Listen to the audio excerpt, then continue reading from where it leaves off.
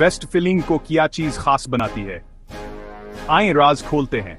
Germany के दिल में पैदा होने वाला वेस्टफीलिंग घोड़ा एक बेहतरीन नस्ल है। उनमें शानदार तवाज़ुन पाया जाता है। वह ताकत से भरपूर होते हैं।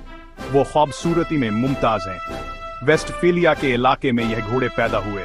यह घोड़े पहले काम के लिए पाले गए थे, फिर इन्हें आलमी मायार के खिलाड़ियों के तौर पर भी तैयार किया गया।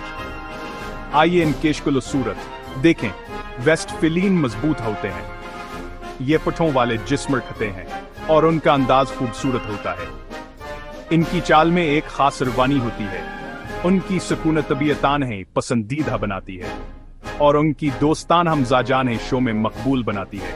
आप इन्हें ड्रेस में देखेंगे, आप इन्हें शो जंपिंग में देखेंगे, आप इन्हें इवेंटिंग में भी देखेंगे।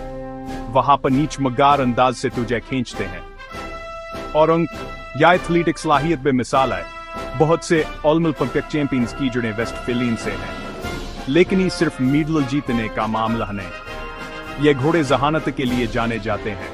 वो हर सतह के सवारों के साथ काम करना चाहते हैं। चाहे आप बदाई हों या आप एक माहिर हों, इनका नरमरवी हतरबीत में एक ख्वाब है। मेहतात अफजाइश भी आई कुछ है।